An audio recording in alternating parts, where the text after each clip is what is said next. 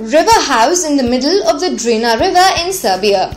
For the past 45 years, this tiny little home has stood strong against the Serbian winds, water and weather that surround it. Balancing on a rock in the middle of the Drina river, the structure is located near the town of Bajina Basta, Serbia, and has become quite the attraction for visitors to the area. The concept came one day in 1968 when a group of young swimmers needed a place to rest. They laid on a rock in the middle of the river, but as time went by, they wanted a more comfortable place to rest and began to place boards to lay on top of the rock. As they wanted shelter from the sun, they began to build up and the idea developed. The following year, one of the swimmers turned the rough idea into an actual construction project of this one-room home.